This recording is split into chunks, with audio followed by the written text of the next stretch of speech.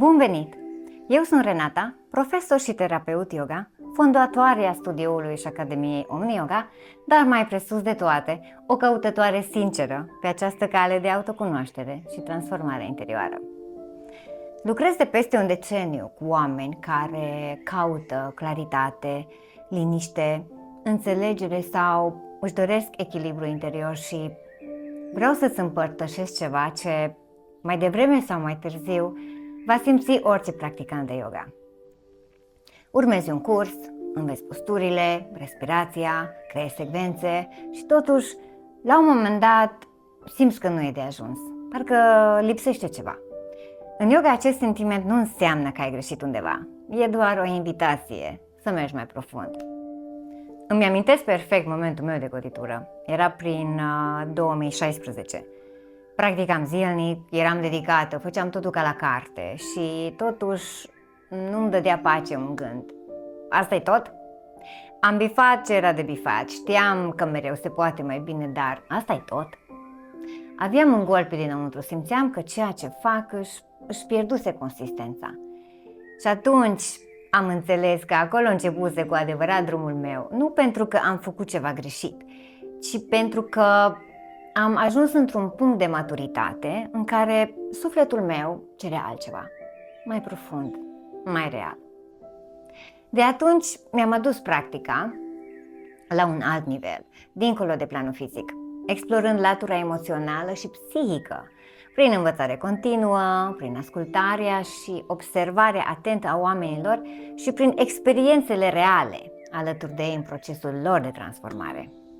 Nu pentru a vinde idei frumoase, ci pentru a-i susține cu adevărat, cu empatie, cu compasiune, cu realism. Pentru că da, la început, nimic nu-i zen.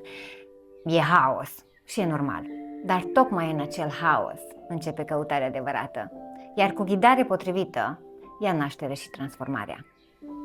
Chiar și acum, după ani de practică, fără ghidul meu și fără o comunitate autentică, cum sunt cele susținute de Yoga Alliance International și World Yoga Federation, m-aș pierde ușor, foarte ușor de fapt, în avalanșa lumii moderne.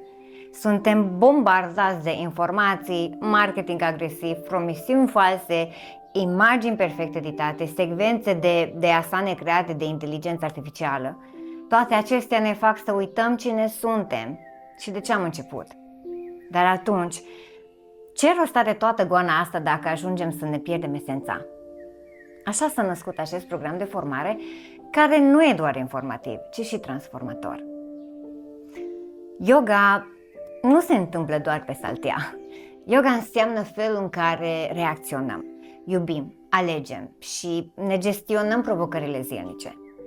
De-a lungul anilor am observat cum atitudinea și reacțiile mele din timpul practicii îmi oglindeau comportamentul în viața de zi cu zi. Ce trăiam în clasă, trăiam și în viață, și invers. A apărut conștientizarea, din ea înțelegerea și treptat echilibrul, dar nu peste noapte și nu fără ghid.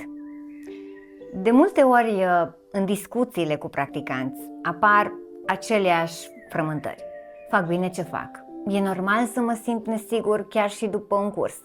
Cum pot învăța cu adevărat dacă am o viață așa aglomerată? Cine mă ajută după ce au diploma? Sau nu mai am timp pentru practică? Răspunsurile nu le găsești în broșuri, dar aceste întrebări apar în viață și exact pentru ele am creat acest curs pe care urmează să ți-l prezint. Cursul hibrid de instructor yoga nu este despre a bifa ceva pe o listă sau pentru a atinge posturi de yoga perfecte. Este o călătorie cu sens, care aduce profunzime în viața reală a practicanților. E compus din 3 luni de studiu flexibil și intensiv, un retreat transformațional de 9 zile și 9 luni de mentorat. Cele 3 luni de studiu îți permit o învățare flexibilă, cu lecții preînregistrate, întâlniri live cu mentorul și libertatea de a-ți organiza studiul în ritmul tău, astfel încât să-ți poți continua viața de zi cu zi. Retreat-ul oferă spațiu liniștit și timpul necesar să ne dedicăm complet practicii, departe de grijile cotidiene. Este locul unde teoria prinde viață, iar energia colectivă a grupului susține motivația și transformarea ta. Însă, după absolvire începe de fapt cea mai mare provocare, să aduci yoga în viața reală, cu toate responsabilitățile și provocările vieții. De aceea am creat această perioadă de 9 luni de mentorat, care presupune sesiuni lunare online în care primești sprijin, răspunsuri și ghidare. De fapt, mentoratul este podul între învățare și aplicare și asta face cu adevărat diferența. Un alt element esențial în formarea noastră este anatomia yoga, care este diferită de anatomia clasică de care ne aducem aminte din liceu. Este vorba despre integrarea științei anatomiei în practica yoga și invers. Recunosc, la început anatomia și mie mi se părea complicată și uscată, până când am descoperit programul Yoga Anatomy Fundamentals cu cei doi profesori de renume mondial, Leslie Kaminoff și Amy Matthews. Ce m-a impresionat la ei a fost modul în care privesc anatomia prin lentile yoga, ca o punte între ceea ce simțim și ceea ce știm. Nu trebuie să memorezi o tonă de teorie seacă. Prin experimente, exerciții și explicații presărate cu puțin umor, Leslie și Amy te ajută nu doar să înțelegi, ci să și simți cum funcționează corpul în timpul practicii. Această abordare transformă anatomia într-un instrument viu și plin de sens, pe care îl poți folosi atât în practică cât și în predare. Scripturile vedice și textele autentice despre yoga sunt minunate, dar lumea noastră s-a schimbat. Condițiile, ritmul, motivația oamenilor sunt altele. Însă scopul real al practicii a rămas același, realizarea sinelui.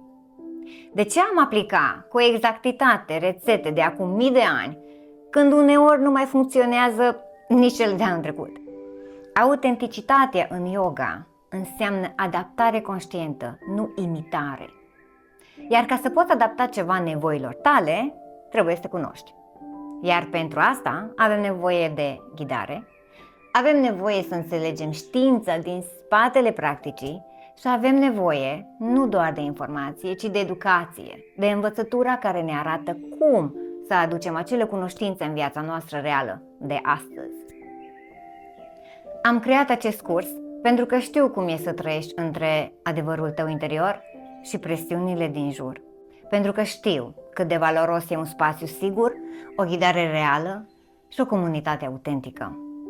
Pentru că știu că ai ceva valoros de oferit, chiar dacă acum poate nu știi exact cum să le aduci la lumină. Dacă rezonezi cu ceea ce am împărtășit și simți că e momentul să treci la un alt nivel, te invit să pășim împreună pe această cale. Nu doar pentru a învăța să predai yoga, ci pentru a învăța să o trăiești și apoi să împărtășești. Mulțumesc că ai fost aici. Dacă ai întrebări, lasă-le în comentarii sau scrie-mi în privat. Namaste!